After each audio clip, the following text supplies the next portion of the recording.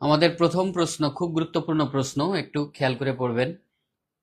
প্রশ্নটা ছিল, বৃত্তের ব্যাস দ্বিগুণ বৃদ্ধি পেলে এর ক্ষেত্রফল কত গুণ বৃদ্ধি পায়? বৃত্তের ব্যাস দ্বিগুণ বৃদ্ধি পেলে এর ক্ষেত্রফল কত গুণ বৃদ্ধি পায়?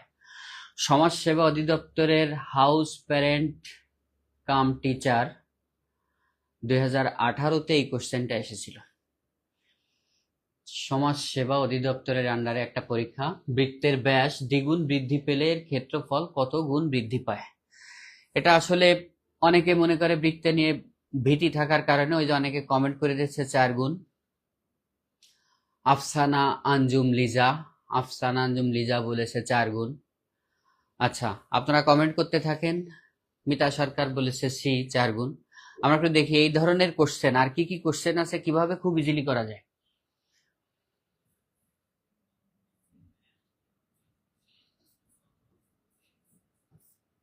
বৃত্ত বা গোলক, বৃত্ত বা গোলক, এখান থেকে কোশ্চেন আসে।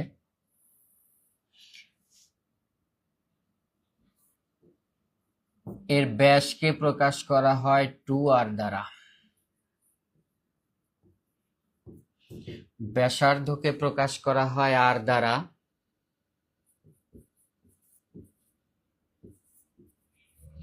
পরিধিকে প্রকাশ করা হয় 2πr দ্বারা, ক্ষেত্রফল πr²,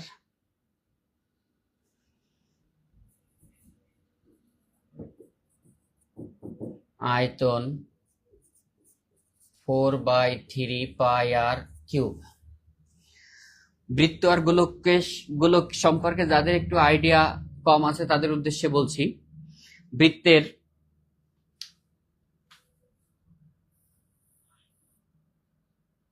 মাঝখান থেকে এই সাইড পর্যন্ত এটা হলো আর। এই আরটা যখন এই সাইডে দ্বিগুণ হয়ে যায় তখন সে হয় 2r, ব্যাস হয়। আর এখান থেকে শুরু করে এই পুরোটা, এটাকে বলা হয় পরিধি, যার সূত্র 2πr। ক্ষেত্রফলকে প্রকাশ করা হয় πr² দিয়ে, আয়তনকে 4/3πr³, 4/3πr³। অনেকে ভয় পায়, স্যার এই সূত্রগুলো তো জানি না, এই সূত্রগুলো জানি না বলে অঙ্ক পারি না। কিন্তু আমার সূত্র বোঝাচ্ছে, বেসিক বুঝতে পারলে এ সকল সূত্র ছাড়াও অঙ্ক করা যাবে। যেমন ক্ষেত্রফল যখন আমরা দেখি, যে কোনো জিনিসের ক্ষেত্রফল, ওখানে লেখা থাকে বর্গ মিটার, বর্গ কিলোমিটার, বর্গ সেন্টিমিটার, এরকম করে। আর যখন আয়তন দেখি তখন ওখানে লেখা থাকে ঘন মিটার, ঘন সেন্টিমিটার, ঘন মিলিমিটার, এরকম করে। তার মানে আমি বোঝাতে চেয়েছি ক্ষেত্রফলের ভিতর দুটো জিনিস থাকে, হতে পারে দৈর্ঘ্য প্রস্থ, আর আয়তনের ভিতর দৈর্ঘ্য প্রস্থের সাথে উচ্চতা থাকে। যেমন আমরা হাতের একটা চুড়িকে আমরা বৃত্ত বলতে পারি, কিন্তু হাতের একটা বলকে গোলক বলতে পারি। কারণ বৃত্ত আর গোলকের মধ্যে পার্থক্য হচ্ছে, বৃত্তকে যখন উচ্চতা দান করা হয় তখন সে গোলক হয়।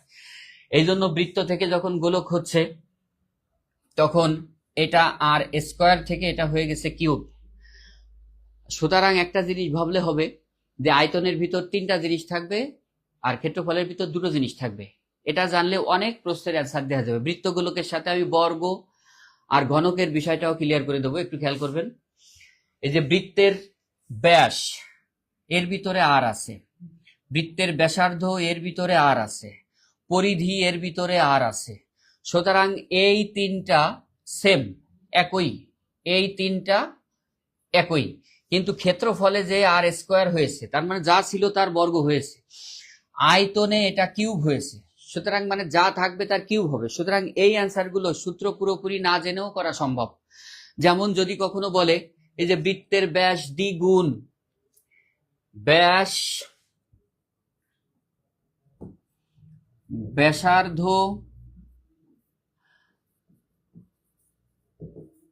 পরিধি এ যদি দ্বিগুণ হয় তাহলে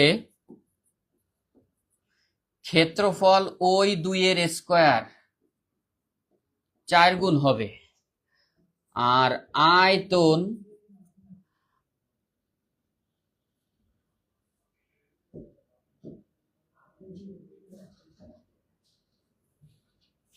আয়তন ওই দুইয়ের কিউব 8 গুণ হবে। 8 গুণ, একটু খেয়াল করবেন, খুব ইজিলি করা যাবে, খুব ইজিলি। যদি কখনো ব্যাসার্ধ দ্বিগুণ হয় বা পরিধি দ্বিগুণ হয় বা ব্যাস দ্বিগুণ হয়, তাহলে ক্ষেত্রফল ওই দ্বিগুণের স্কয়ার 4 গুণ হবে। যদি 3 গুণ হয় তাহলে 3 এর স্কয়ার 9 গুণ হবে। যদি 4 গুণ হয় তাহলে 4 এর স্কয়ার 16 গুণ হবে।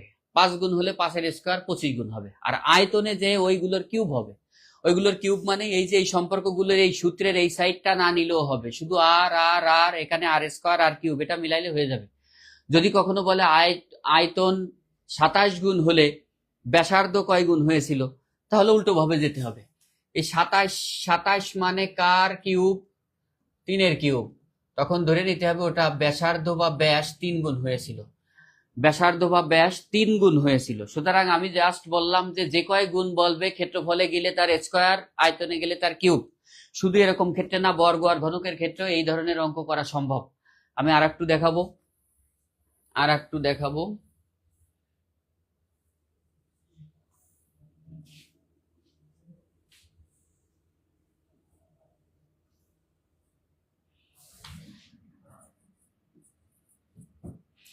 বর্গ আর ঘনক এর বাহুকে প্রকাশ করা হয় এ দিয়ে, ক্ষেত্রফল এ স্কয়ার,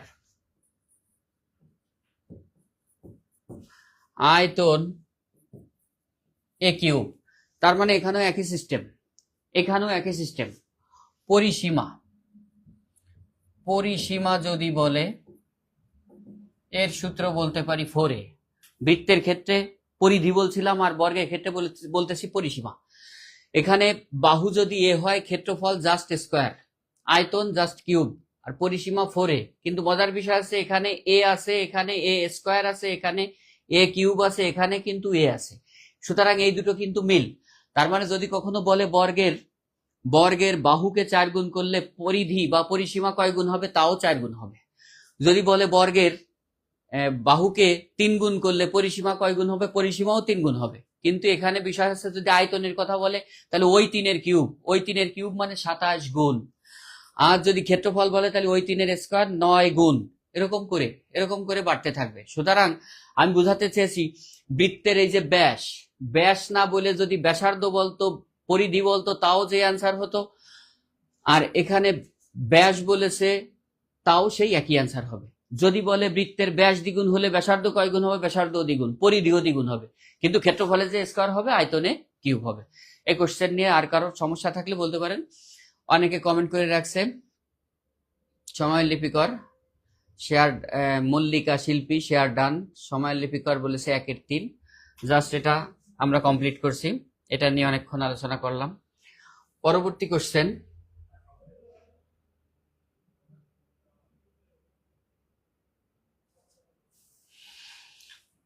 বার্ষিক 4.5 টাকা হার মুনাফায় কত টাকা বিনিয়োগে 4 বছরে তা 826 টাকা হবে?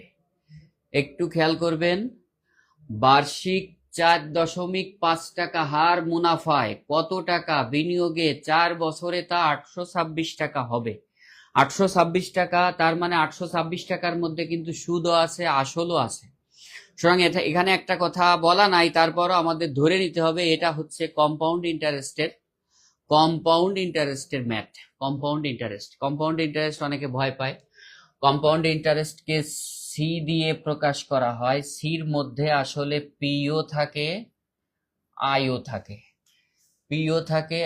থাকে। এখানে পিটা হচ্ছে আসল, আইটা হলো ইন্টারেস্ট। সুদ আর আসল একসাথে সি হয়। আর এই সি কে আমরা সূত্র হিসেবে এভাবে লিখতে পারি, p into 1 plus r to the power n. এই সূত্র দিয়ে করতে পারি। কিন্তু যদি বছরের মধ্যে কোনো ব্রেক থাকে, যদি কখনো বলে যে বছরে 3 বার সুদ পাবে, ত্রৈমাসিক হারে সুদ পাবে, তারপরে ষান্মাসিক হারে সুদ পাবে, ষান্মাসিক মানে 6 মাস অন্তর, তার মানে বছরে সুদ পাবে 2 বার। যদি বছরের মধ্যে কখনো ব্রেক থাকে যে বছরে কয়বার সুদ পাচ্ছে, 3 বার 4 বার, তখন এই যে আর টার নিচে যে কয়বার সেটা দিয়ে দেবেন, হাউ মেনি টাইমস, তাহলে আপনি টি দিতে পারেন। অনেকে এম লেখে, এখানে টিটা আসবে, এখানে টিটা আসবে। সূত্রটা আগে বুঝে নেন। এখানে টিটা আসবে, ওখানে টিটা আসবে, তাহলে আপনার এই যে ব্রেক যেগুলো থাকবে বছরে সেগুলো কঠিন মনে করে অনেকে, এগুলো হয়ে যাবে। আর যদি ব্রেক না থাকে তখন এই টিটা না দিলেও হয়, দিলেও হয় মানে কি, তখন ব্রেক নাই, তার মানে বছরে একবার সুদ পাবে, এক দিলে মানের কোনো পরিবর্তন হবে না। আবার অনেকে বলেছি এম দেয়। আর আর মনে রাখতে হবে যে আর মানে কিন্তু আর পার্সেন্ট, সুতরাং যেখানে আমরা আর লিখবো তার নিচেই 100 দিতে হবে, কারণ কি পার্সেন্টেজ উঠানোর নিয়ম নিচে 100 আর বানানোর নিয়ম 100 দিয়ে গুণ, সুতরাং পার্সেন্টেজ উঠাইতে গেলে 100 দিয়ে ভাগ, বানাইতে গেলে 100 দিয়ে গুণ। আমরা এখন এই অঙ্কটা করার চেষ্টা করব। আমাদের এই সির মানটা দেওয়া আছে 826, সির মানটা দেওয়া আছে, এটা সি, এই সির মানটা হলো 826। আর আমাকে বলেছে কত টাকা বিনিয়োগে, কত টাকা বিনিয়োগে, তার মানে আমাকে পি বের করতে হবে। আর এই যে 4.5 টাকা, এটাকে বলে দিয়েছে আর এর মান, আর এর মান, তাহলে আর দেওয়া আছে, সি দেওয়া আছে, আর দেওয়া আছে, সি দেওয়া আছে। বিনিয়োগে 4 বছরে এন এর মানটাও দেওয়া আছে, একটু খেয়াল করেন, সব দেওয়া আছে, শুধু আমাদের বের করতে হবে পির মান। তাহলে আমরা সূত্রটাকে এভাবে লিখতে পারি, একটু মুছে দিয়ে আমরা অঙ্কটা এখন সলভ করার চেষ্টা করি, কারণ এটা খাতা কলম নিয়ে না বসলে কমপ্লিট করা কঠিন। একটু করা শুরু করি, খেয়াল করবেন। এখানে সি আমরা লিখতে পারি p into 1 plus r to the power n equal to 826 টাকা দেওয়া আছে, বা পির মান জানি না, পির মান জানি না, আমাদের অন আর এর মান হচ্ছে 4.5, আর পার্সেন্ট মানে ওর নিচেই বলেছি সবসময় 100 দিতে হবে, আর এন হলো 4 ইকুয়াল টু 826 টাকা, বা পি ইন্টু, আমরা একটু খেয়াল করব, এখানে যদি লসাগু করি, লসাগু করলে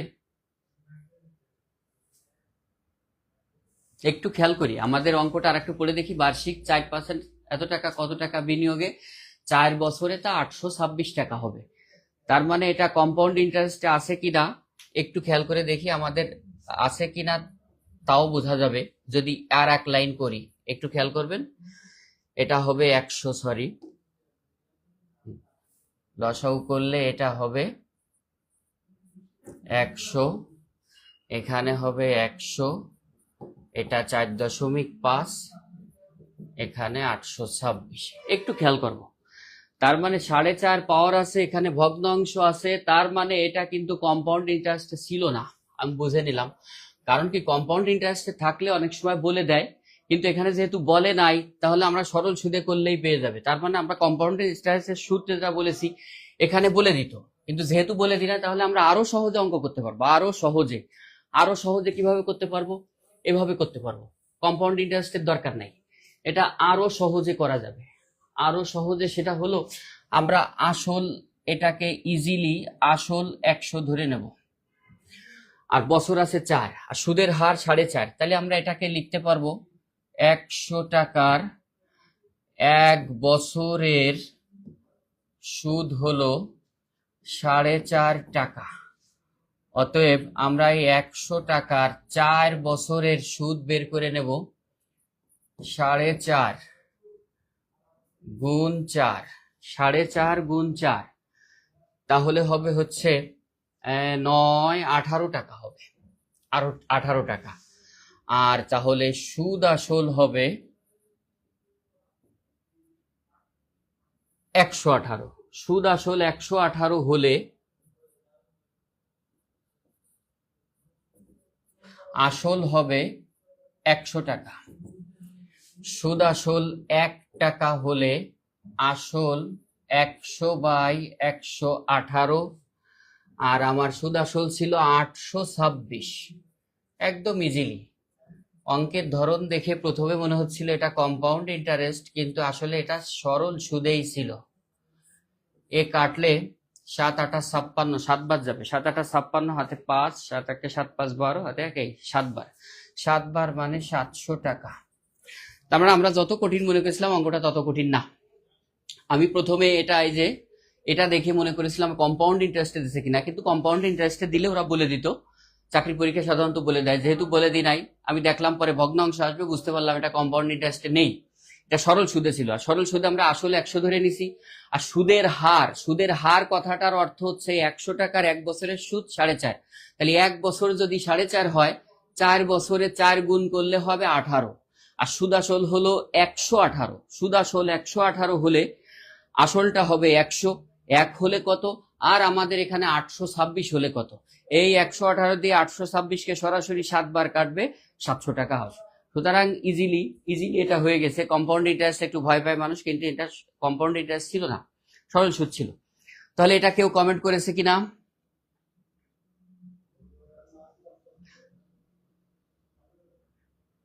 চন্দন স্বর্ণকার বলেছে স্যার এর ক্লাস রুটিন আছে।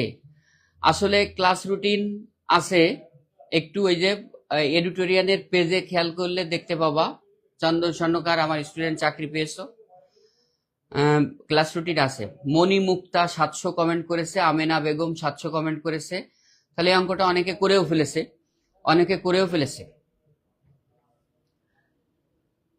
ঠিক আছে, এটা আমরা শেষ করছি।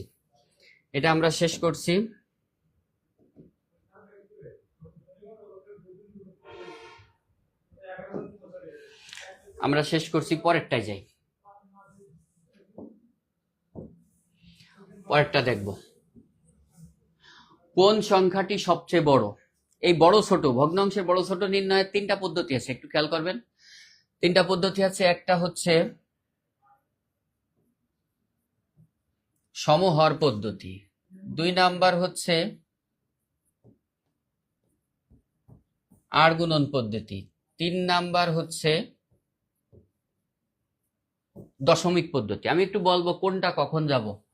সমহার যখন 3 বা 5টা সংখ্যা থাকবে তখন সমহরে গেলে ভালো হবে। আবার আর গুণন 2 বা 4টা সংখ্যার মধ্যে তুলনা করলে তখন আমাকে আর গুণন গেলে ভালো হবে। আর দশমিক হচ্ছে দশমিক থাকলে। তার মানে ভগ্নাংশের ছোট বড় আমি বুঝাতে চেয়েছি, ভগ্নাংশের ছোট বড় নির্ণয় করার জন্য সব থেকে সহজ উপায় কি? অনেকের কমেন্ট করে স্যার সব থেকে সহজ প্রসেস কোনটা? তাহলে সব থেকে সহজ প্রসেস আসলে এক একটার জন্য এক একটা। যদি 3টা বা 5টা সংখ্যা দিয়ে বলে ভগ্নাংশ আকারে যে কোনটা ছোট বড়, তাহলে সমহর পদ্ধতিতে গেলে ভালো হয়। আর গুণন 2 বা 4টা থাকলে, কারণ কি দুটো দুটো করে তুলনা করতে হয়। আর দশমিকে দশমিক থাকলে, আমাদের এইখানে 4টা অপশন খেয়াল করেন, 4টা অপশনের মধ্যে দশমিক আছে। এই দশমিক গুলো থাকার কারণে আমরা এই সর্বশেষ প্রসেস এটা দিয়ে শুরু করব, কোনটা ছোট কোনটা বড়। আপনি একটু কমেন্ট করেন, নাম্বার দিয়ে করেন। 3 নাম্বার অনেকে কমেন্ট করেছে, মিঠুন সরকার বলেছে গ, মিতাও গ বলেছে, অ্যান্সার লিখে দিয়েছে। সময়ের লিপিকর গ। আচ্ছা, অনেকে অ্যান্সার করতেছে, কমেন্ট করতেছে। একটু খেয়াল করি, যারা আমরা বুঝতে পারতেছি না তাদের উদ্দেশ্যে একটু বলি। প্রথমটা ছিল 0.0.2, দ্বিতীয়টা ওইটার আবার রুট ছিল। রুট থাকলে 0.2 এটাকে রাফে করে পয়েন্টের পরে যদি কোনো পয়েন্টের পরে যদি বেজোড় সংখ্যা থাকে রুট করার সময় তাকে আগে জোড় করে নিতে হয়, জোড় করে নিয়ে এরপরে প্রশ্ন করতে হয়। তার মানে ওটা ছিল 0.20। এবার দেখতে হবে কয়বার যায়। এবার 5 5 25 দিলে বেশি হয়ে যায় 0.4, 4 4 16 যাবে। তার মানে আমি ধরে নিলাম 4 দশমিক সামথিং। তার মানে দ্বিতীয় অপশনটা হলো 0.4। তৃতীয়টা 0.3 এর উপর আবার রুট দিয়েছে। আমরা একটু দেখি, তাহলে এটা একটু ভ্যানিশ করার চেষ্টা করি। 0.3 দিতে হবে। আমি বলেছি বেজোড় অঙ্ক থাকলে হবে না, ওকে আগে জোড়া করে নিতে হবে। এবার জোড়ায় নামতা পড়তে হবে। 4 4 16 কম হয়ে যায়, 5 5 25 কম হয়ে যায়, 6 6 36 বেশি হয়ে যায়, তাহলে 5 বার যাবে, 5 বার। তার মানে এটার অ্যান্সার আমরা পেয়েছি 5। আর শেষেরটা বলে দিছিল ওরা 3। তাহলে এদের মধ্যে সব থেকে বড় এইটা হলো সব থেকে বড় এই অ্যান্সারটা। অনেকে কমেন্ট করেছে। সময়ের লিপিকর অলরাউন্ডার স্যার, ধন্যবাদ। আসমা তাবাসসুম মিষ্টি 3SC বলেছে, অনেকে সঠিক অ্যান্সার দিয়েছে অনেকে। আমরা একটু আজকে লাইভে উপস্থিতি কম হওয়ার কারণ হচ্ছে ক্লাসটা হবে আজকে জানাইনি সকাল থেকে, আমাকেও অনেক পরে জানানো হয়েছে, জানালে আমার স্টুডেন্টদের জানাতে পারতাম। তারপরেও তোমরা শেয়ার করে দাও, যাদের উপকার তারা পেয়ে যাবে বা পরে দেখে নিতে পারবে। আর ম্যাথ ক্লাস তো সবাই খাতা কলম নিয়ে বসো, তাহলে তোমাদের উপকার হবে। খাতা কলম নিয়ে বসো, তাহলে অবশ্যই উপকার পাবা। আর কারণ কি, ম্যাথ মুখে মুখে করা যায় না। আচ্ছা, এটা হয়ে গেছে, আমরা পরবর্তী কোশ্চেনে চলে যাব। 4 নাম্বার, একটু খেয়াল করি। 5, 9, 13, 17 ধারাটির 165তম পদ। তার মানে এটা ধারার অঙ্ক। ধারা শিখতে গেলে আগে কিছু কথা জানতে হবে। ধারার প্রথম পদকে এ দ্বারা প্রকাশ করা হয়।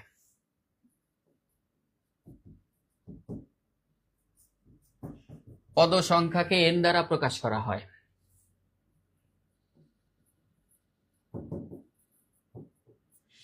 সাধারণ অন্তর কথা অনেকে বোঝে না। দ্বিতীয় পদ মাইনাস প্রথম পদ, এটাকে প্রকাশ করা হয় ডি দিয়ে। আর পদ সংখ্যা, এটাকে প্রকাশ করা হয় এন দিয়ে। এলো প্রাথমিক পরিচিতি। প্রথম পদে পদ সংখ্যা এন ও পদ সংখ্যা একবার লিখেছিলাম, আর সাধারণ অন্তর প্রথম পদ দ্বিতীয় পদ মাইনাস প্রথম পদ, এটাকে ডি দ্বারা প্রকাশ করা হয়। আমরা এখন এই অঙ্কটার ভিতরে যাই। আমাদের বলেছে 165তম পদ কত। 165তম পদের এখানে একটা সূত্র আছে, আর তম পদ। এর সূত্র হচ্ছে A plus R minus 1 into D. এ মানে প্রথম পদ, এখানে প্রথম পদ 5, প্লাস আর মানে সাধারণ অন্তর, আর মানে পদ সংখ্যা মানে 165তম পদ। আর মানে এখানে বলে দিচ্ছে এটা 165তম পদ, মানে আর এর মান 165। এখান থেকে 1 মাইনাস যাবে। আর ডি হলো সাধারণ অন্তর, মানে 9 থেকে 5 মাইনাস করতে হবে। 9 থেকে 5 মাইনাস করলে কত থাকে? 4 থাকে। 13 থেকে 9 মাইনাস করলেও 4 থাকে। সুতরাং 4 করে বাড়ছে, সাধারণ অন্তর 4। তার মানে এখানে থাকলো 5 প্লাস এখানে থাকে 164 গুণ 4। সরি, আমাদের বলেছিল 165 কততম পদ। আচ্ছা, নাহলে তো আমাদের অনেক বেশি হয়ে যেত। একটু খেয়াল করি, আমাকে বলেছে 165 কততম পদ। তাহলে আমি ধরে নিতে পারি এভাবে যে আর তম পদ 165। এখানে কিন্তু অন্যরকম চেয়েছে। আমি প্রথমে মনে করেছি 165তম পদ কত। 165তম পদ আলোর রিফ্লেকশনে আমি মনে করেছি এটা 165তম পদ, কিন্তু বলেছে 165 কততম পদ। তাহলে ধরে নিলাম ওটা আর তম পদ। এবার তাহলে আমরা মান বসাই। এটা হলো 5, এটা আর এর মান তাহলে আমরা জানি না, আর এটা হলো 4,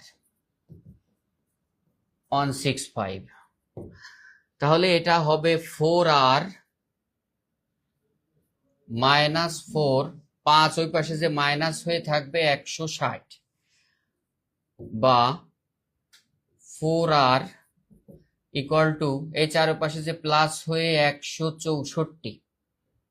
অতএব আর ইকুয়াল টু 164/4। আরো সহজ ছিল এটা।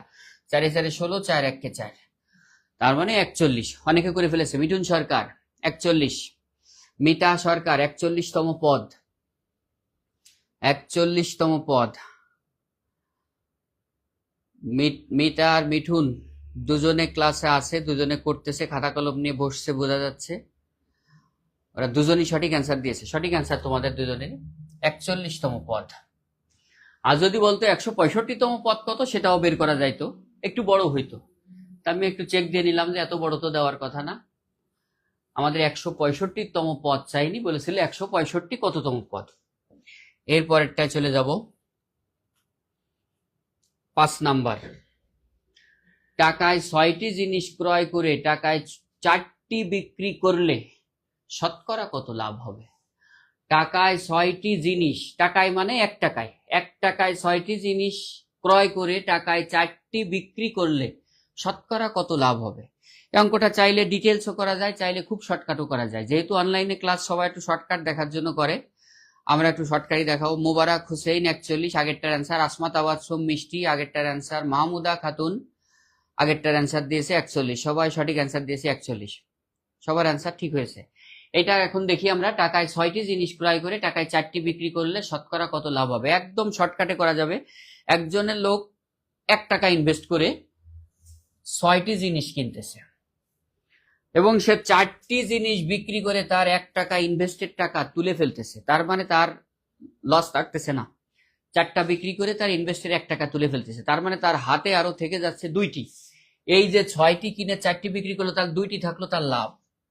এই 2টি হলো লাভ, তার 2টি হলো লাভ। কিন্তু এই 2টি লাভ সে কয়টা বিক্রি করার পরে 2টি লাভ থেকে গেল? 4টিতে। তাহলে 4টিতে 2টি লাভ, 4টিতে 2টি। এখন কেউ চাইলে লিখেও করতে পারবে 4টিতে 2টি, 1টিতে কত, 100টিতে কত। এভাবে লাভ, শতকরা লাভ বেরোনো যাবে। আবার যদি শতকরা লাভ আমরা এভাবে লিখি, 2টি লাভ হয়েছে কয়টিতে? 4টিতে। আর এটাকে যদি আমরা 100 দিয়ে গুণ করি তাহলে সে পার্সেন্টেজ হয়ে যাবে। আমরা বলেছিলাম পার্সেন্টেজ বানানোর জন্য 100 দিয়ে গুণ করতে হয়, উঠানোর জন্য 100 দিয়ে ভাগ করতে হয়। তাহলে 4টা বিক্রি করায় 2টো লাভ হচ্ছে, ওটাকে যদি আমরা 100 দিয়ে গুণ করি জাস্ট কত পার্সেন্ট লাভ আমরা পেয়ে যাব? একটু খেয়াল করি, 4 দিয়ে কাটলে 25, 25 দুগুণ 50% লাভ। কে কে কমেন্ট করেছে একটু দেখি। মিঠুন সরকার 50%, সময়ের লিপিকর 50%, শিলা নাকি উপরে চলে গেল, দেখতে পেলাম না। একটু একাধিকবার কমেন্ট করে রাখলে আমি দেখতে পাবো। আসমা তাবাসসুম মিষ্টি 50%, অনেকে করে ফেলছে, অনেকে করে ফেলছে। তার মানে এসব অঙ্ক খুব ইজি। এই যে টাকায় 6টি কিনে 4টি বিক্রি করলে, টাকায় 6টি কিনে 5টি বিক্রি করলে কত লাভ হবে, এটা খুব ইজিলি করা যায়। যে 4টি বিক্রি করার পর 2টি লাভ থাকতেছে, ওটাকে যদি আমরা 100 দিয়ে গুণ করি তাহলে পার্সেন্টেজ হয়ে যাবে। পার্সেন্টেজ করার একটা উপায় হচ্ছে যেটা চেয়েছে সেটা উপরে যাবে, তার মানে লাভটা উপরে যাবে। আর কয়টাতে 2টো থেকে যাচ্ছে? 4টাতে 2টো থেকে যাচ্ছে, তার মানে মোট নিচে আসবে। এটাকে 100 দিয়ে গুণ করলে পার্সেন্টেজ হয়ে যাবে। এই পার্সেন্টেজ তৈরি করাটা আমরা বুঝলাম কিনা? বিনা রানী, বৈশাখী মালাকার, শিলামণি, মাহমুদা খাতুন সবাই 50 অ্যান্সার দিয়েছে। অনেক অনেক ধন্যবাদ, অনেক অনেক ধন্যবাদ সবাইকে। এটার অ্যান্সার সবাই পেরেছে। আমরা পরবর্তী কোশ্চেনে যাই। পরবর্তী কোশ্চেনে যাব। বলেছে 1 একরের 50% সমান কত বর্গ গজ? পরিমিতির অঙ্ক। স্টুডেন্টের কাছে এই এককগুলো না জানার কারণে মনে হয় যে খুব কঠিন অঙ্ক। এখন এই অঙ্কগুলো তারাই পারবে যারা 1 একর সমান সমান কত যদি বলতে পারে। আমি প্রথমে কমেন্ট দেখতে চাই, 1 একর সমান সমান কত। আমরা একটু এই যে না জানা এককগুলো আমরা একটু লিখে দিই, পরীক্ষায় প্রায়ই আসে। 1 একর, 1 একর ইকুয়াল টু 100 বর্গ মিটার। 1 হেক্টর ইকুয়াল টু 10,000 বর্গ মিটার। 1 একর ইকুয়াল টু, আমরা একটু দেখতে চাই একরটা কেউ পারে কিনা। মাহমুদা খাতুন মানে মেনশন করতেছে একরটা, আমি একটু কমেন্ট চেয়েছি। 1 একর সমান সমান কত? 1 একর সমান সমান কত যদি জানা যায় তাহলে 1 একরের 5% সমান কত বর্গ গজ এটা পাওয়া যাবে। একটা ক্লু দিয়ে দিয়েছে যে 1 একরে বর্গ গজ হবে, সেই কত বর্গ গজ এটা জানলেই করা যাবে। 1 একর সমান সমান কত বর্গ গজ কেউ জানে কিনা? আগেরটার অ্যান্সার আসতেছে আমেনা বেগম, এখনো 50%। কেউ জানে কিনা 1 একর সমান সমান কত বর্গ গজ? আমি লিখে দিলেই শেষ হয়ে যাবে। আমি দেখতে চাচ্ছিলাম কেউ জানে কিনা। স্টুডেন্টরা এখন অনেকে স্মার্ট, অনেকে এখন না পারলেও নেটে লিখে ছেড়ে দিলেই চলে আসবে। এখনো কেউ কমেন্ট করে নাই 1 একর সমান সমান কত বর্গ গজ? একজন লিখেছে মিতা সরকার 4840 বর্গ গজ। একজন লিখেছে রাবেয়া বসরি 100 শতক। জুবায়ের সিয়াম লিখেছে 242। মিতা সরকার সঠিক অ্যান্সার দিয়েছে। মিতা সরকার সঠিক অ্যান্সার দিয়েছে 4840 বর্গ গজ। আর ওরা সম্ভবত জুবায়ের সিয়াম সম্ভবত এটার অ্যান্সার দিয়ে দিয়েছে যে 242 হবে। মিঠুন বলেছে 4840 বর্গ গজ। জুবায়ের আমার বুঝতে একটু ভুল হয়েছে, আমি মনে করেছি তুমি আমার কোশ্চেনের অ্যান্সার দিয়েছো, এটা আসলে ও প্রশ্নের অ্যান্সার দিয়েছে। 1 হবে। আচ্ছা 1 হবে কিনা আমরা একটু দেখি। 1 একরের 5% সমান চেয়েছে, তার মানে এই 4840 এর 5% মানে কিন্তু 5/100। এটা সহজে করা যাবে, এই শূন্য কেটে দেবা, 5 দিয়ে কাটলে 2, আর 2 দিয়ে 484 কাটলে 2 4 2। তার মানে সঠিক অ্যান্সার দিয়েছিল আমাদের একজন স্টুডেন্ট রাবেয়া বসরি 3 বলেছে। 484 না, 484 না রাবেয়া বসরি, 242 বিনা রানী সঠিক অ্যান্সার দিয়েছে। বিনা রানী টোটালটা বলেছে 400। হ্যাঁ 1 সঠিক অ্যান্সার 1, আমরা অনেকে বুঝে গেছি। তাহলে আমি আবারও শেষ করি। 1 একর যদি আসে 100 বর্গ মিটার, 1 হেক্টরে 10,000 বর্গ মিটার, 1 একরে 4840 বর্গ গজ। 3টা ভেরি ভেরি ইম্পর্টেন্ট নলেজ চাকরির পরীক্ষা, এখান থেকে কোশ্চেন থাকেই। আর অনেকে জানে না 1 গজ সমান সমান কত। 1 গজ হলো 3 ফুট বা 2 হাত বা 36 ইঞ্চি। 36 ইঞ্চি 1 গজ সমান সমান 3 ফুট বা 2 হাত 36 ইঞ্চি। আমি ভুলে যেতাম, আমি মনে রাখতাম যে আমার 3 ফুটে 2 হাত বা আমার 2 হাতে 3 ফুট, কারণ হাতের থেকে পা তো ছোট, এই কারণে 1 গজ সমান সমান 3 ফুট বা 2 হাত বা 36 ইঞ্চি। আমরা পরের কোশ্চেন চলে যাব। এটা একটু খাতা কলম নিয়ে বসলে, আমরা নোট করে রাখলে পরবর্তী পরীক্ষাগুলোতে হেল্প পাওয়া যাবে। কোনটি মূলদ সংখ্যা? মূলদ সংখ্যা নিয়ে অনেক কোশ্চেন আছে। মূলদ সংখ্যা কাকে বলে? মূলদ সংখ্যা কাকে বলে বা মূলদ সংখ্যা চেনার উপায় কি? মূলদ হচ্ছে, আমরা একটু বলে দিচ্ছি, আপনারা সবাই কমেন্ট করতে থাকেন কোনটা মূলদ হবে। মূলদ হচ্ছে লব বাই হর বা পি বাই কিউ আকারে লেখা যায়। 2 নাম্বার হচ্ছে মূলদ হতে গেলে পূর্ণ সংখ্যা হতে হবে। 3 নাম্বার বলতে পারি মূলদ হতে গেলে এই রুট থাকলে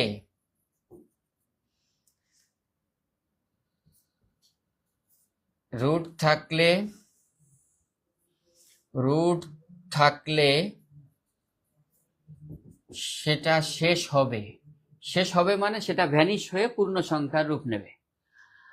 এই কয়টা জিনিস মাথায় রাখলে হবে। লব বাই হর আকারে লেখা যাবে, পি বাই কিউ আকারে লেখা যাবে, পূর্ণ সংখ্যা হবে, রুট থাকলে সেটা ভ্যানিশ হবে। তার মানে এখানে সবগুলো রুট আছে, যে রুটটা ভ্যানিশ করা সম্ভব সেটাই মূলদ সংখ্যা। ক্লু দিয়ে দিলাম।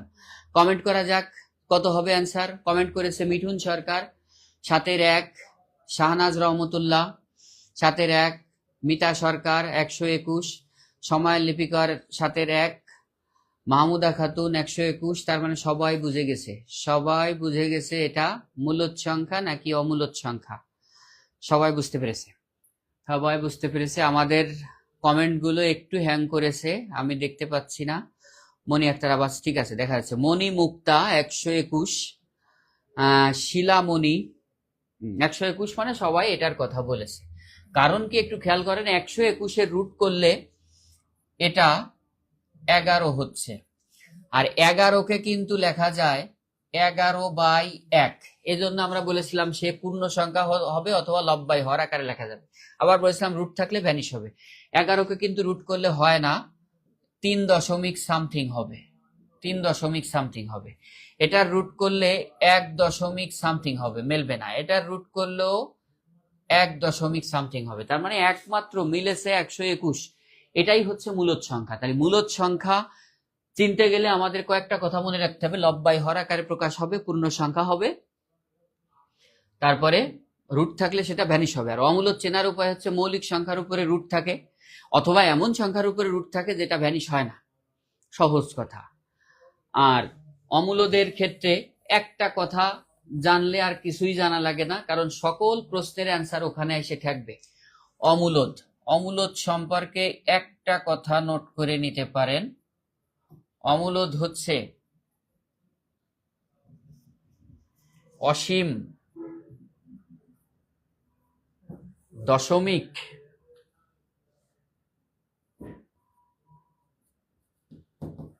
ভগ্নাংশ সংখ্যা। অসীম দশমিক ভগ্নাংশ সংখ্যা তার মানে এরকম 5.432 এই অসীম অমূলদ। কিন্তু এই অসীমের মধ্যে একটু খেয়াল করতে হবে আবার মিল থাকে কিনা, যেমন 4-3 4-3 4-3 এরকম দিয়ে যদি অসীম দেয়, এক্ষেত্রে স্টুডেন্টরা ভুল করে, এটাকে মূলদ বলে দেয়, কিন্তু এটা কিন্তু মূলদ না। একটু খেয়াল করে শুনবেন, তাহলে মূলদ অমূলদ ক্লিয়ার হবে। এই 4-3 4-3 4-3 রিপিট হচ্ছে, এটাকে আমরা লিখতে পারি 5 দশমিক, এটা লিখতেছি আমরা 5.43 এর উপরে পৌনপণিক। তার মানে এই 4-3 রিপিট হয়েছে, আর রিপিট হলে পৌনপণিক যদি দেওয়া যায় এটাকে এভাবে লেখা যাবে 5-4-3 - 5/9 তার মানে 8 হাতে 1 3 538/99। সুতরাং এটার অ্যান্সার কিন্তু মূলদ হয়ে গেছে। তার মানে অসীম থাকলে একটু খেয়াল রাখবেন সেটাকে পৌনপণিক দেওয়া যায় কিনা। সুতরাং যদি কোনো দশমিকের উপরে পৌনপণিক দেওয়া যায় তাহলে সে কিন্তু আর অমূলদ থাকে না, মূলদ হয়ে যায়। কিন্তু যদি দশমিকের পরে এমন থাকে কোনো মিল নাই, পৌনপণিক ব্যবহার করতে পারি না, তাহলে সেটা হচ্ছে অমূলদ। আর যদি পৌনপণিক ব্যবহার করতে পারি তাহলে সেটা মূলদ। তাহলে মূলদ অমূলদ সম্পর্কে আমি এত সময় একটু নলেজ ক্লিয়ার করার চেষ্টা করলাম। আমরা পরবর্তী কোশ্চেনে চলে যাব। পরবর্তী কোশ্চেনে চলে যাই। একটি সরলরেখার উপর অঙ্কিত বর্গের ক্ষেত্রফল ওই সরলরেখার 1/4 উপর অঙ্কিত বর্গের ক্ষেত্রফলের কত গুণ? আমরা অলরেডি এই যে বর্গের ক্ষেত্রফল, এই বর্গ নিয়ে কথা বলে ফেলছি।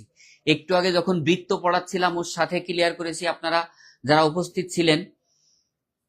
99 আসলো কোথা থেকে? আচ্ছা, একজন একটু খেয়াল করি, আমাদের আগের কোশ্চেনে একজনে একটু সমস্যা থেকে গেছে।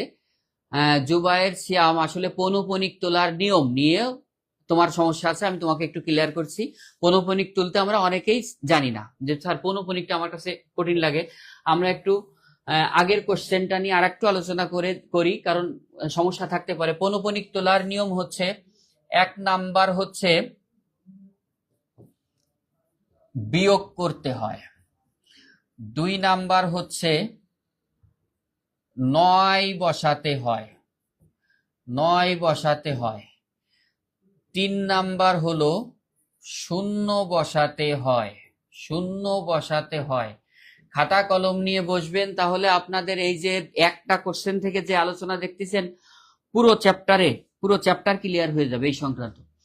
এই যে পৌনপণিক তোলার নিয়ম, আগের কোশ্চেনে আমরা কিন্তু আগের কোশ্চেনে আছি, প্রথমে বিয়োগ করতে হয়, এরপরে 9 বসাতে হয়, 0 বসাতে হয়। 3টা কথা মনে রাখবেন। এখন বিয়োগের নিয়ম কি, 9 বসানোর নিয়ম কি, 0 বসানোর নিয়ম কি, আমি একটু ক্লিয়ার করি।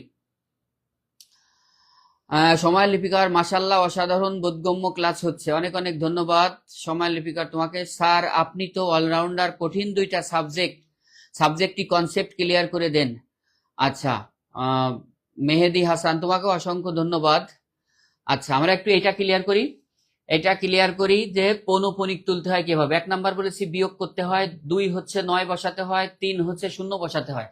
কিভাবে বসাতে হয় আমরা একটু উদাহরণ দিলে সবাই বুঝে যাবে। চাকরির পরীক্ষায় হাজার বার এই কোশ্চেনটা এসেছে, যেটাকে স্বাভাবিক ভগ্ন অংশে রূপান্তর করো, বিভিন্ন চাকরি পরীক্ষায়।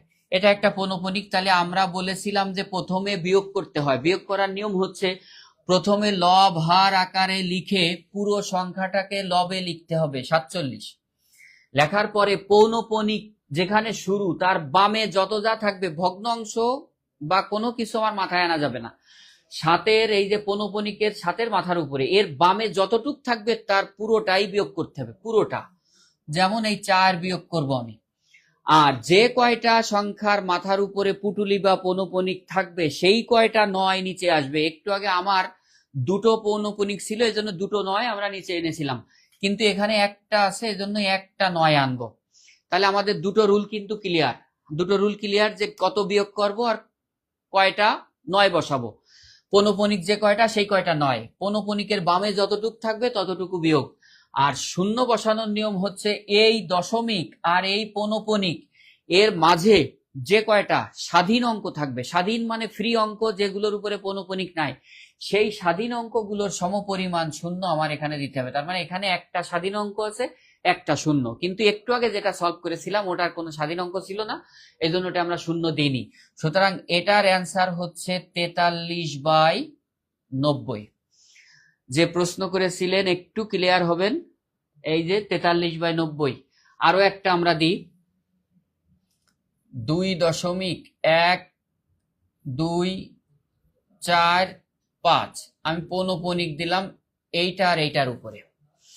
এখন অনেকে মনে করবে, একটু খেয়াল করবেন, অনেকে মনে করবে স্যার 2 এর উপরে পৌনঃপুনিক আছে আর 5 এর উপরে আছে, 4 এর উপরে নাই। আসলে পৌনঃপুনিক যখন 2 এর অধিক হয়, 2 এর অধিক হয় তখন মাঝখানের গুলোতে আর দেয় না, শুরুতে দেয় শেষে দেয়।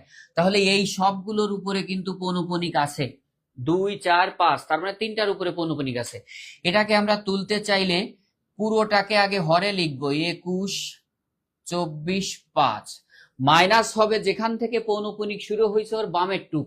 একটু খেয়াল করবেন 2 থেকে পৌনঃপুনিক শুরু হয়েছে, তাহলে 21 বিয়োগ করতে হবে। 21 আপনি বিয়োগ করেন, আর নিচে আইসে হরে আইসে 9 বসাবেন। কয়টা 9? 1, 2, 3টা, কারণ আমি বলেছি এটা ফাঁকা আছে, এটার উপরে পৌনঃপুনিক আছে, শুরুতে আর শেষে দিলে মাঝের গুলো দেওয়া লাগে না। তাহলে 3টা 9 আসবে, 3টা 9। আর এই যে দশমিক আর এই পৌনঃপুনিকের শুরু, এর মাঝে একটা ফ্রি অঙ্ক আছে, একটা শূন্য হবে। দেখেন 21 বিয়োগ করলে এখন যে সংখ্যাটা পাবেন সেটা হলো আমাদের কি হয়ে গেল, পৌনঃপুনিক তোলার নিয়ম। আমরা এটা একটু স্কিপ করতেছি, আমরা পরবর্তী প্রশ্নে চলে যাচ্ছি। আপনারা একটু ভিডিও শেয়ার করে রাখবেন, তাহলে হবে কি আপনি পরবর্তীতে কখনো পৌনঃপুনিক নিয়ে ঝামেলায় পড়লে এটা দেখলে আপনার সমাধান হয়ে যাবে। কারণ মূলদ অমূলদের সমস্যা হলে আমার ভিডিওটা একটু শেয়ার করে রাখবেন, দেখবেন যে হয়ে যাবে। একটু খেয়াল করি, আমরা এখন পরবর্তী কোশ্চেনে চলে যাব। একটি সরল রেখার উপর অঙ্কিত বর্গের ক্ষেত্রফল ওই সরল রেখার 1/4 উপর অঙ্কিত বর্গের ক্ষেত্রফলের কত গুণ। একটু খেয়াল করি, আমরা একটু আগে বর্গ বৃত্ত নিয়ে কথা বলেছিলাম। এখানে একটি সরল রেখা বলতে একটা সরল রেখা মানে একটা বর্গের একটা বাহুর মান দিয়ে দিয়েছে। আমরা ধরে নিলাম একটা বাহুর মান হচ্ছে 1, আর আরেকটা সরল রেখার বাহুর মান হলো 4। তাহলে এইটার কথা প্রথমে বলেছে, একটি সরল রেখার উপর অঙ্কিত বর্গের ক্ষেত্রফল। তার মানে আমরা একটি সরল রেখাকে বা বাহুকে আমরা যদি 4 ধরি, আর অপর সরল রেখা বলতে অপর সরল রেখাকে আমরা যদি বলেছে ওর 1/4, তার মানে 4/1, তাহলে 4 এর 1/1 যদি আঁকি, তাহলে এর ক্ষেত্রফল এর স্কোয়ার করলে 4 এর স্কোয়ার মানে 16 হবে। আর এখানে যদি এর স্কোয়ার করি তার মানে 1 এর স্কোয়ার, তার মানে 1 হবে। খেয়াল করেন, আপনারা ধরতে পারবেন একটু আগের কোশ্চেন। তাহলে এখানে 16 হয়েছে, 1 হয়েছে, তাহলে এ কয় গুণ হয়েছে? এ হয়েছে 16 গুণ। অনেকে অ্যান্সার দিয়ে দিয়েছে, আমি দেখেছি। মাহমুদা খাতুন, মনি মুক্তা, সময়ের লিপিকর, মিতা সরকার, আর কয়েকজন উপরে চলে গেছে, আমি দেখতে পাইনি। অত্যন্ত সরি, যাদের তা দেখতে পাইনি তারা প্রয়োজনে আবার কমেন্ট করবেন, তাহলে আমি দেখতে পাবো। কমেন্ট উপরে চলে গেলে আমি আর দেখতে পাই না। মাত্র 3 জনের কমেন্ট থাকে, যেটুক জায়গা আছে, বাকিগুলো সবাই উপরে উঠে যায়। আপনারা বারবার করতে থাকবেন, তাহলে নামগুলো আসবে। তাহলে আমি এই যে একটু আগে বর্গ আর বৃত্ত নিয়ে এটা কথা বলেছি, ডিটেলস। বর্গ থাকুক ঘন থাকুক ওইভাবে করা যাবে। 4 গুণ 1/4 মানে একটা 4 গুণ, তাহলে 4 4 16 গুণ। 1/5 মানে একটা 5 গুণ, তাহলে 5 5 25 গুণ, এভাবে করা যায়। তাহলে এটাও আমাদের হয়ে গেল। পরবর্তী কোশ্চেন শিলামণি 16, মিঠুন সরকারকে মিতা সরকার খুঁজতেছে। মিঠুন হয়তো বেরোয় গেছে লাইভ থেকে। একটু 2:3 এর সমানুপাত কি? আমরা একটু এই শব্দটা ক্লিয়ার করব, সমানুপাত কি?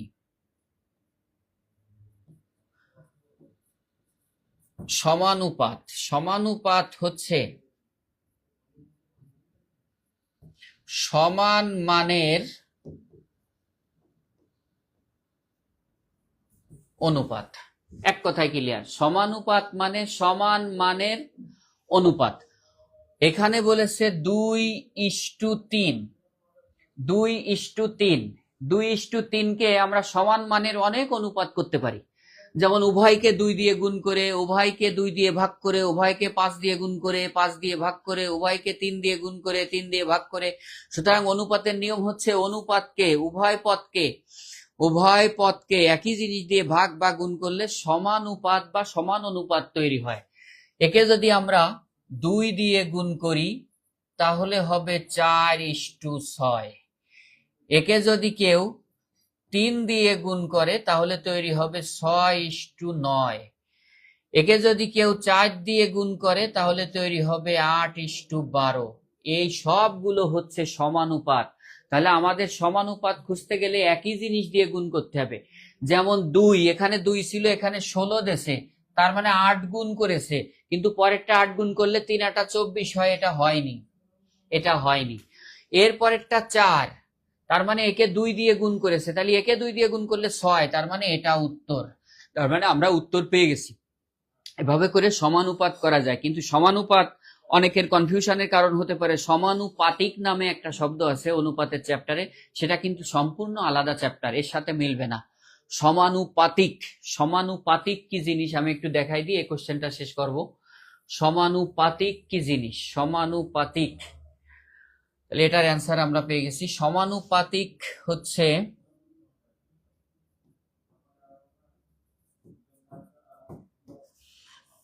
সমানুপাতিক এরকম থাকে, প্রথম পদ ইস্টু দ্বিতীয় পদ, ডবল ইস্টু দ্বিতীয় পদ ইস্টু তৃতীয় পদ। এই ডবল ইস্টু মানে কিন্তু সমান সমান, তার মানে এটাকে লেখা যায় প্রথম বাই দ্বিতীয় সমান সমান দ্বিতীয় বাই তৃতীয়। সুতরাং এর অ্যান্সার দাঁড়ায় প্রথম গুণ তৃতীয় ইকুয়াল টু দ্বিতীয় গুণ দ্বিতীয়, অথবা বলতে পারি দ্বিতীয়র স্কোয়ার। এই একটা সমানুপাতিক 2 ধরনের হয়। একটাকে বলে 3 অনুপাত বিশিষ্ট, আর একটাকে বলে 4 অনুপাত বিশিষ্ট। এখানে 3টা অনুপাত ছিল, প্রথম দ্বিতীয় আর তৃতীয়। এরকম থাকলে এই 3টা এই সূত্র দিয়ে সবসময়, এই যে প্রথম গুণ তৃতীয় ইকুয়াল টু দ্বিতীয় গুণ দ্বিতীয় করলেই মান বেড়ে যাবে। 3টা থাকলে দেখবেন, খেয়াল করবেন, দুটো দিয়ে দিয়েছে, একটার মান আপনার কাছে জিজ্ঞাসা করবে।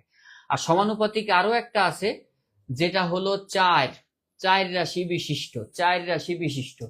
তাহলে সেটা কিভাবে থাকে? সেটা থাকে প্রথম ইস্টু দ্বিতীয়, ডবল ইস্টু তৃতীয় ইস্টু চতুর্থ।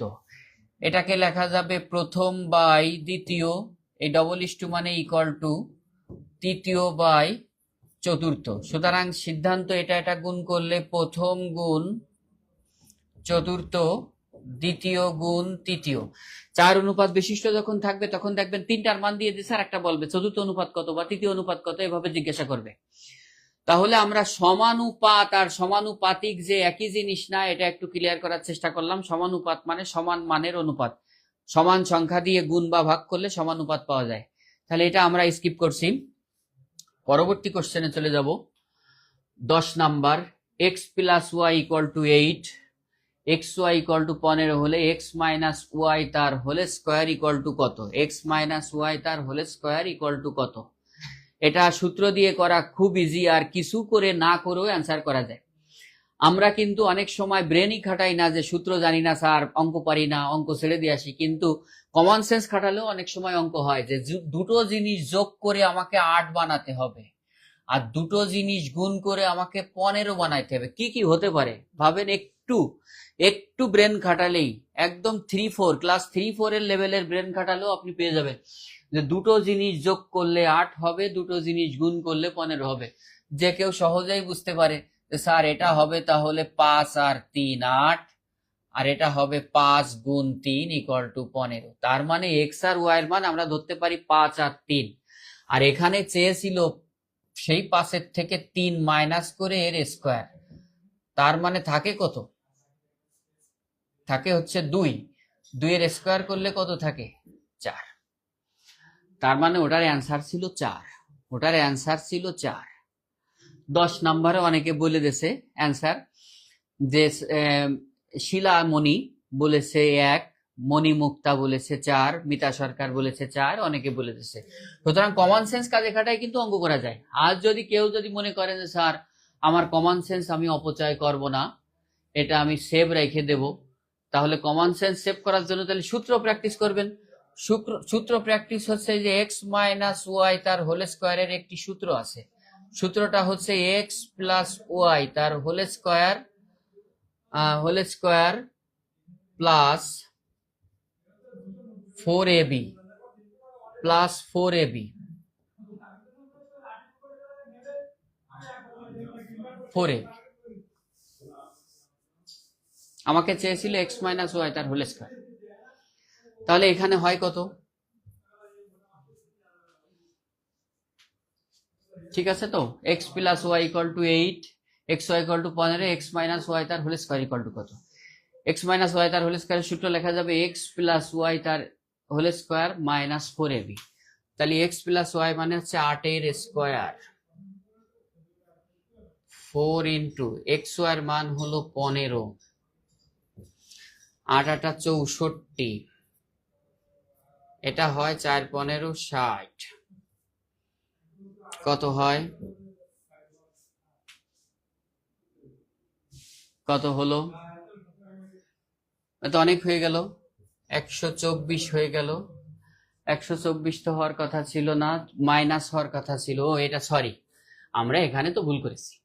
একটু খেয়াল করবো, সূত্রটা ভুল লেখা হয়ে গেছে, এখানে অবশ্যই মাইনাস দিতে হবে। আমরা একটু খেয়াল করি, এই যে ইজি ছিল, মাইনাস 4x ওয়াই, তার মানে এটা হলো 8 এর স্কোয়ার আর এটা হলো 4 15 60, তার মানে 64 মাইনাস 60 4। ঠিক আছে, আমরা ওখানে প্লাস দিয়ে ফেলাইছিলাম তাই হচ্ছিল না। আবার দেখলাম যে কমন সেন্স কাজ দেখাটাও করা যায়। সূত্র দিয়ে করলে এভাবে করবেন, আর সূত্র দিয়ে না করলে কমন সেন্স দিয়েও করা যাবে। এটা শেষ, আমরা পরবর্তী কোশ্চেনে চলে যাই। মিঠুন সরকার কমেন্ট করেছে,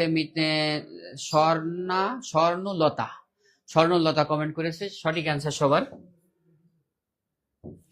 পরবর্তী কোশ্চেনে যাব 11। আমাদের ক্লাস কিন্তু শেষ পর্যায়ে, আর 4টা কোশ্চেন আছে, আপনার একটু যুক্ত থাকেন। আর 4টা কোশ্চেন, এখানে এ স্কোয়ার প্লাস বি স্কোয়ারের মান বের করতে বলেছে, বা এক্স স্কোয়ার, এটাকে যদি এ ধরি, এটাকে যদি এ স্কোয়ার প্লাস বি স্কোয়ারের মান বের করতে বলেছে, আর এই মানটা দেওয়া আছে। এই মানটা থেকে আমরা যদি একটু সাইড চেঞ্জ করি, স্টুডেন্টদের সবসময় এই মানটার ক্ষেত্রে আমরা বলি যে দুটো প্লাস আছে, যেটা মাইনাস আছে এটাকে তোমরা সাইড চেঞ্জ করে দিবা, তাহলে সহজে অঙ্ক হয়ে যাবে। এটা এক্স স্কোয়ার প্লাস 1, এটা হবে √5x। এই রুটটা কিন্তু শুধু 5 এর উপরে, অনেক জায়গায় প্রশ্নে ভুল আসে, এক্স পর্যন্ত চলে যায়, স্টুডেন্ট আর বোঝে না। উভয় পক্ষে এখন এক্স দিয়ে ভাগ করে দিলে কি ঘটবে? এই এক্স এক্স কেটে যাবে, আর এখানে থাকবে এটা দিয়ে এটাকে ভাগ করলে x plus 1/x equal to √5। এটা আগে বের করে নিতে হবে, এই মানটা বের করে নিয়ে এবার এইটা করলে অঙ্ক হয়ে যাবে। এখান থেকে সূত্রে আছে A square plus B square. Square plus B স্কোয়ারের সূত্র হচ্ছে এ প্লাস বি তার হোল স্কোয়ার মাইনাস 2ab। এটার স্কোয়ার হচ্ছে √5 তার স্কোয়ার, এটা কেটে যায়, এখান থেকে -2, এখানে 5 - 2 তার মানে 3। সঠিক অ্যান্সার। অনেকে কমেন্ট করেছে, আগের অ্যান্সার আসতেছে এখনো। হ্যাঁ, ওই যে আগেরটা বলছে মাইনাস হবে, তো স্যার ঠিক, আমি ওই যে পরে ঠিক করে দিয়েছি মাইনাস হবে। আচ্ছা, সময় লিপিকর 10-1, আমরা 11 নম্বরে আছি। 11-এর অ্যান্সার কেউ এখনো দেয় নাই। 14 জন আছে লাইভে, অনেকে বেরোয় গেছে। একটু খেয়াল করি, আমাদের 3 হবে, এটা 3, আমাদের ঝটপট চলে যাই আমরা পরবর্তী কোশ্চেন। 12 নাম্বার ছিল এ কিউব মাইনাস বি কিউবের সূত্র, জাস্ট সূত্র জানতে হবে। আর এখানে এ মাইনাস বি তার মান দিয়ে দিয়েছে। আসলে এই অঙ্কটা দুই ভাবে করা যায়। এখানে উভয় পাশে হোল কিউব দিয়ে করা যাবে, এ মাইনাস বি তার হোল কিউবের সূত্র কি হবে। আবার এখান থেকে চাইলেও করা যাবে এ কিউব মাইনাস বি কিউব। দুই ভাবে অঙ্ক রিপ্লাই দেওয়া যাবে। এখান থেকে শুরু করলেও হবে অঙ্ক, এখান থেকে শুরু করলেও হবে। কিন্তু অনেকে বোঝে না, ভয় পায়, মনে করে বই খাতায় যেভাবে শুরু করা আছে আমাকে অঙ্ক ওভাবে শুরু করতে হবে। কিন্তু এটাকে যে কোনো জায়গা থেকে শুরু করা যাবে। আমি যদি এখান থেকে শুরু করি তাহলে আমার সূত্রটা দাঁড়াচ্ছে এ কিউব মাইনাস বি কিউব। আর এখান থেকে দাঁড়ালে তাহলে আমার এ পাশে হোল কিউব দিতে হবে, এ পাশে হোল কিউব দিতে হবে। তখন সূত্র দাঁড়াবে এ মাইনাস বি তার হোল কিউব। যে কোনো ভাবেই হবে। এটা দিয়ে যদি করি, এ কিউব মাইনাস বি কিউবের সূত্র হবে এ মাইনাস বি তার হোল কিউব প্লাস 3ab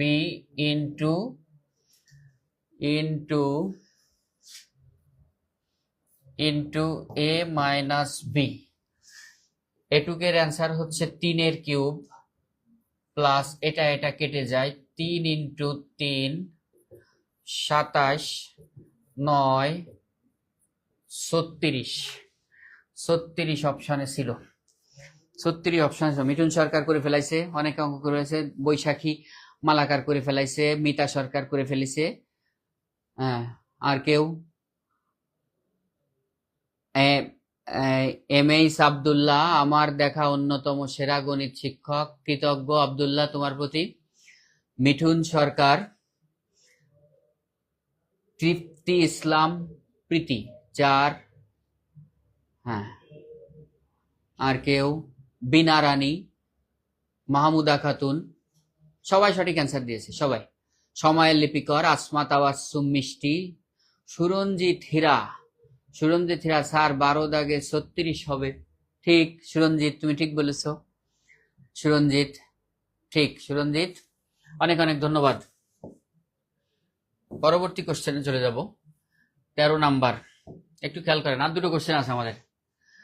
দুটো মান দিয়ে +1 দিয়ে লিখেছে 0। সমাধান কত? সমাধান মানে হলো আমার কাছে জানতে চাচ্ছে x ইকুয়াল টু কত। আমরা এখান থেকে করা শুরু করি। এটা 3 আর 4 এর লসাগু হয় 12।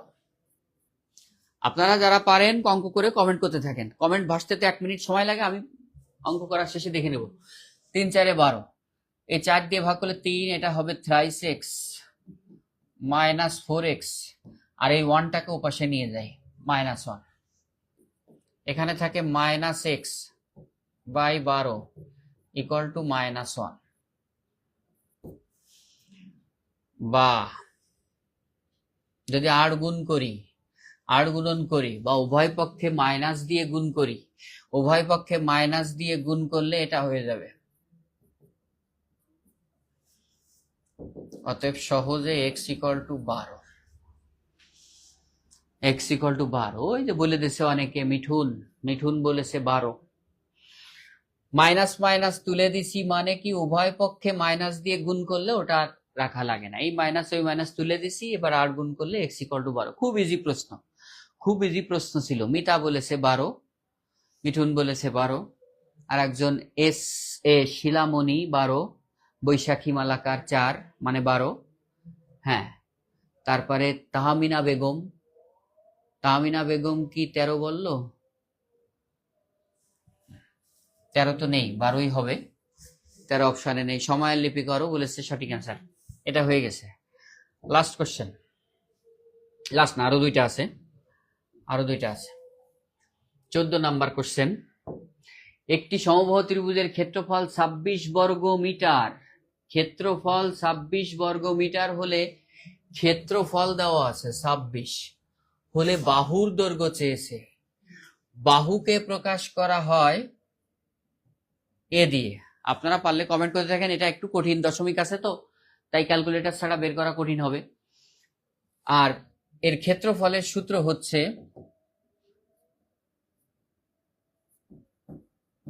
√3/4 a স্কয়ার। এর মান বলে দিয়েছে 26, বা আমরা বলতে পারি a square equal to A square equal two 26, এটা উল্টে যে গুণ 4 বাই √3, 424 4 হাতে 2, 4 দুগুণ 424 হাতে 2, 4 দুগুণ 8 আর 2 10, 104 বাই কত √3, 100 বাই 100, এটা √3। এটা করলে আসলে √3 মান হচ্ছে 1.73। এর ক্যালকুলেটর লাগবে বা অনেক সময় লাগবে। এটার অ্যান্সার সম্ভবত এটা আসবে। আর যখন এর মান বের করতে বলবে তখন √ওভার ওই 60.04 ওটার অ্যান্সার 8 8 64 দিলে বেশি হয়ে যায়, 7 আসবে, সুতরাং 8 আসার সুযোগ নাই। আবার 7 7 49, 7-এর একটু বেশি আসবে, এটা আসার সুযোগ নাই। আর করলে দেখা যায় এই দুটো হচ্ছে মোস্ট কমন, যে এই দুটোর অ্যান্সারের মধ্যে যে কোনো একটা হবে। আর করলে দেখা যাবে বর্গমূল করলে এটা হবে। যদি বর্গমূল করা কেউ না জানে তার একটু দেখতে হবে, স্যার বর্গমূল করার উপায় কি। আমাদের ছিল 60.04, একটু আগেও বর্গমূল করার কথা বলেছিলাম। এটা প্রথমত যাবে, নামটা পড়তে হবে 7 7 49, এই 49 থাকবে হচ্ছে 11, কেটে আনবো 0.4, এই 7-এর ডবল 14 এখানে নিতে হবে। এবার দেখতে হবে কয়বার যায়। আমাদের যেহেতু অ্যান্সার ওটা দেখি 7 বার যায় কিনা, একটু খেয়াল করলেই আমরা বুঝে যাব 7 বার যায় কিনা। আমাদের কিন্তু এটা দশমিক চলে আসবে, যেহেতু দশমিকের পরের জিনিস কেটে আনছি। 7 7 49, হাতে 4, 4 7 28, 7 4 32, 2 হাতে 3, 7 আর 3 10 গেছে। তার মানে আমাদের 7.7 পেয়ে গেছি। তার মানে আমাদের অ্যান্সার এটাই, তার প্রমাণ দেখালাম। আর না করলেও হবে, অঙ্ক হয়ে গেছে। আর যদি বর্গমূলে কোনো সমস্যা থাকে, আমরা বর্গমূলের সামনে ক্লাস থাকলে আমরা বর্গমূল দেখাবো। যেহেতু টাইম আমাদের শেষের দিকে, আমরা বর্গমূলের সম্পর্কে আর কথা বলবো না। যদি বর্গমূল করায় কারো সমস্যা থাকে, বর্গমূলের কোনো ক্লাসে এটা নিয়ে আলোচনা হবে। তাহলে অনেকে অ্যান্সার করেছে 7.75, মিঠুন। এটা অনেক কঠিন ছিল, তারপরও অনেকে খুব অ্যাটেন্টিভলি ক্লাস করতেছে, তাই পারতেছে। কিন্তু যারা এই যে বসে বসে শুয়ে শুয়ে বাসের মধ্যে, ট্রেনের মধ্যে ক্লাস করবে, তারা এটা অ্যান্সার দেওয়া সম্ভব না। 15 নম্বর কোশ্চেন, লগের অঙ্ক। লগের অনেকে ঝামেলা থাকতে পারে। লগের এখানে যে বেসিকটুকু আছে, ওই বেসিকটুকু আমি ক্লিয়ার করার চেষ্টা করব। লগের নিয়ম হচ্ছে এর ভিত্তি এবং এখানে পাওয়ারে যখন একই সংখ্যা হয় তার মান একই হয়, এক হয়, তার মান এক হয়। ভিত্তি পাওয়ারে একই জিনিস আসলে তার মান এক হয়। এটা হচ্ছে এইটার জন্য যথেষ্ট, এটার জন্য যথেষ্ট। তার মানে এই লগ উঠানোর সুন্দর করে নিয়ম আছে। ভিত্তি পাওয়ার এক হয়ে গেলে এটুকের মান হিসেবে আমরা কি লিখতে পারবো, এক লিখতে পারবো। সুতরাং এটাকে করা যাবে এরকম করে, লগ 4। তাহলে এখানে যেহেতু 4 আছে, উপরে আমাকে 4 লিখতে হবে। এখন ভাবতে হবে 4 এর পাওয়ার কত দিলে 256 হয়, 4 কে কতবার গুণ করলে 256 হয়। একটু খেয়াল করে দেখবেন, 4 গুণ 4 হবে না 16, আর 4 নিলে হবে না 64, আর 4 নিলে কত হয় একটু খেয়াল করেন, 64 গুণ 4 নিলে হবে না 4 4 16, হাতে 1 4 24 আর 25 মিলে গেছে। তার মানে আমাকে এর পাওয়ার 4 নিলে মিলে যাবে। আর এই পাওয়ারের উপরে পাওয়ার থাকলে ওইটাকে সামনে এনে লেখা যায় এইভাবে লেখা যায়। আর আমরা বলেছিলাম এইটুকের মান 1 হয়, তার মানে লিখতে পারবো 4 × 1, 4 অ্যান্সার। তার মানে এটার অ্যান্সার ছিল 4। আমাদের 15টা কোশ্চেনের সলভ ছিল, 15টা শেষ হয়ে গেছে। মিতা কমেন্ট করেছে যার 4 হবে। হ্যাঁ, আমাদের 15টা কোশ্চেন, অসংখ্য ধন্যবাদ। মাত্র 15টা কোশ্চেন নিয়ে আলোচনা ছিল। তোমাদের বা আপনাদের সবার কাছে ক্লাস কেমন লাগলো কমেন্ট করে জানাবেন। আমি বাসায় যেয়ে কমেন্ট করে দেখব ক্লাস কেমন লেগেছে। স্যার 15 দাগে 4 হবে, সুরঞ্জিত হীরা। ঘাস ফড়িং বলেছে 4। হ্যাঁ, অনেক অনেক ধন্যবাদ। আজকে ক্লাসটা আগে থেকে আমি যদি শেয়ার দিতে পারতাম, আগে থেকে জানালে আরো অনেক উপস্থিত থাকতে পারতো। ক্লাসটা আসলে শিডিউল দেওয়া হয় নাই আগের থেকে। আগামীতে আবারও ম্যাথ ক্লাস দিয়ে দেখা হবে। সবাই ক্লাস কেমন লাগলো, অসংখ্য ধন্যবাদ তোমাদের ক্লাসে উপস্থিত থাকার জন্য। আমাদের একটু শেষ করব, সবাই কমেন্ট দিয়ে জানাবা যে আমাদের কেমন। একটু খেয়াল করে দেখলে এখানে দেখা যাবে আমাদের কিছু কোর্সের নাম আছে। এখানে কোর্সের নাম আছে, এই যে কোর্সের নামগুলো: 19তম নিবন্ধন ফুল কোর্স, টপিক ভিত্তিক লাইভ ক্লাস হবে 100+, এক্সট্রা ক্লাস 15+, প্রশ্ন ব্যাংক সলভ হবে 20টার বেশি, এক্সাম হবে 100+, বই পাওয়া যাবে 4টি, কোর্স মাত্র 1499 টাকায় করার সুযোগ পাওয়া যাবে। 10 থেকে 20তম গ্রেডের ফুল কোর্স, এটাও ওই রকম করে কোর্স প্ল্যান দেওয়া আছে, মাত্র 1499 টাকায় ছাড় দেওয়া হচ্ছে, অফার মূল্য ওটা, আজকের মূল্য। All job math foundation course, যদি ম্যাথ ফাউন্ডেশন কোর্সে সবাই ভর্তি হয়, আমিও ক্লাস নেওয়ার চেষ্টা করব, মাত্র 650 টাকায় কোর্স করার সুযোগ পাওয়া যাবে। 19তম নিবন্ধন সাবজেক্টিভ কোর্স, সাবজেক্টিভ কোর্স মানে অনেক সাবজেক্ট, সমাজ বিজ্ঞান, অর্থনীতি, ইসলাম ইতিহাস, দর্শন, অনেকে কোন টিচারের কাছে পড়বে খুঁজে পায় না, এখানে সাবজেক্ট ভিত্তিক কোর্স করানো হবে, 25টা ক্লাস করানো হবে, আরো 15+ এক্সট্রা ক্লাস, 20টা প্রশ্ন ব্যাংক সলভ, 25টা এক্সাম, একটি বই পাওয়া যাবে মাত্র 1099 টাকায়। আর ইউনিয়ন সমাজকর্মী কোর্স আছে এখানে, এটা আছে মাত্র 999 টাকায়। ইউনিয়ন সমাজকর্মীর এখন চলতেছে আমাদের এই ভর্তি চলতেছে, তারপরে পরীক্ষার এটাই এখন হট টপিক, স্টুডেন্টরা সবসময় জিজ্ঞাসা করছে স্যার কি সিলেবাস, কিভাবে পড়বো। অসংখ্য ধন্যবাদ। একজন বলেছে স্যার আপনার ক্লাসগুলো দারুণ লাগে, বিষয়গুলো খুবই সহজ করে বুঝিয়ে দিতে পারেন। সমালিকা পুনরায় আপনার ক্লাসের অপেক্ষায় রইলাম স্যার।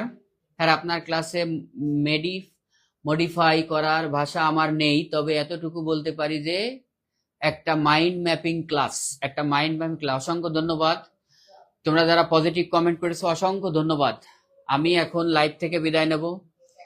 এই বাড়ি ভাই, হ্যাঁ, সবাইকে অসংখ্য ধন্যবাদ। Good night. আজকের মতো ক্লাস এখানেই শেষ। হ্যাঁ।